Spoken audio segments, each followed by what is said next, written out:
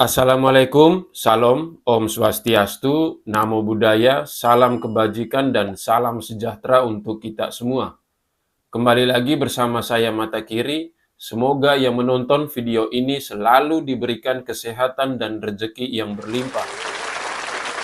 Hadir di Surabaya, Anies Baswedan memberikan sebuah pidato yang bisa menjadi sebuah gambaran bagaimana pola pikir Anies dan cara pandang apa yang akan dilakukan Anies seandainya dia jadi presiden. Meskipun doa dan harapan saya Anies tidak terpilih nanti. Anies menyampaikan sebuah pidato kebangsaan di depan ribuan relawan dan partai koalisinya di Forum Simfoni Kebangsaan di Surabaya pada Jumat kemarin.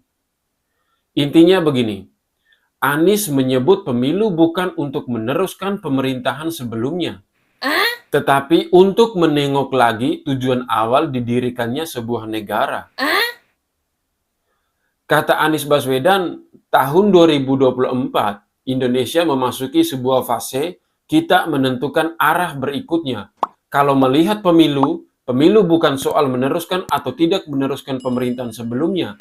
Pemilu adalah kesempatan kita untuk melihat kembali titik awal perjalanan sebagai negara. Anies mengibaratkan perjalanan bangsa ini seperti berangkat dari satu titik ke titik lain.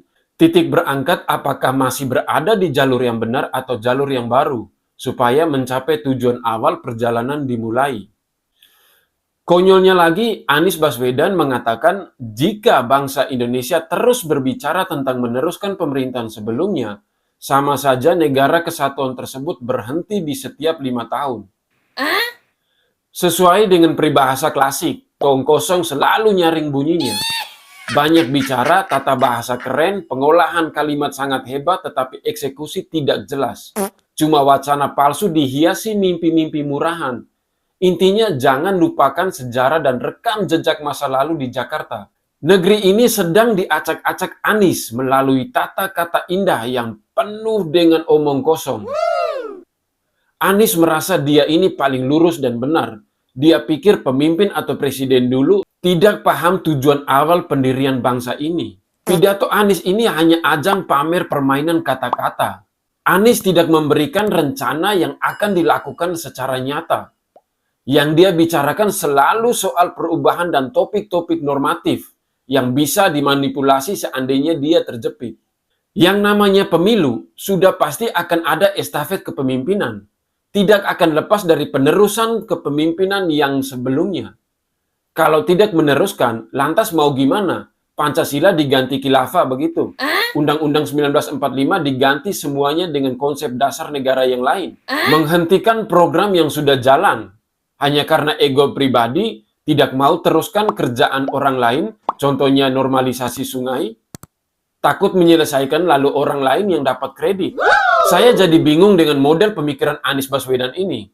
Kalau diduplikasikan dalam dunia nyata 100%, efek dari pemikiran Anies ini bakal mengacak negara ini hingga hancur berantakan. Mungkin efeknya lebih parah dari gempa bumi dahsyat. Seperti sebuah perjalanan dari satu titik ke titik yang lain, itu adalah proses dari start sampai finish, berjalan menuju ke sebuah tujuan atau visi misi. Tapi masalahnya, kalau misalnya ketika perjalanan pemerintah sebelumnya sudah setengah jalan, lalu tidak diteruskan oleh Anies, lantas mau ngapain? Apakah harus mundur lagi ke belakang dan mulai lagi dari awal? Lalu sampainya kapan? Sampai lebaran kuda? Ini adalah indikasi yang tidak benar. Anies seolah mau memberikan sinyal, dia mau memulai dengan cara yang beda. Mirip dengan apa yang dia lakukan saat jadi gubernur di DKI 2017. Banyak progres terhambat, yang setengah jalan, dihentikan atau ditunda entah sampai kapan. Makanya nama jalan di DKI saja dia ganti seenaknya. Istilah rumah sakit saja dia ganti dengan nama rumah sehat. Ini namanya bukti tidak mau berjalan ke arah yang sama dengan pemerintahan sebelumnya. Tidak mau teruskan, tapi diganti dengan yang baru sesuai yang dia mau. Supaya dia yang mendapat kredit dan pujian. Ditanya apakah akan lanjutkan IKN, Anies tidak jawab dengan tegas. Saat diwawancarai di Australia, dia pernah bilang itu bukan tentang siapa yang mendukung Anda, tapi bagaimana Anda mengambil keputusan saat Anda menjabat, dan itulah intinya.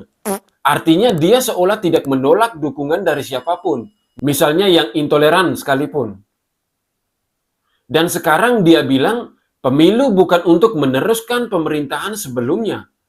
Artinya dia seolah mau bilang, pokoknya kalau dia jadi presiden, dia bakal melakukan hal yang beda, sesuai dengan nama koalisi, yaitu Koalisi Perubahan. Silakan nilai sendiri Anies Baswedan ini bakal gimana terhadap negara ini. Kalau menurut saya, ada aura bahaya. Akhir kata, saya Mata Kiri pamit undur diri. Salam hormat, salam NKRI, harga mati. Wassalam.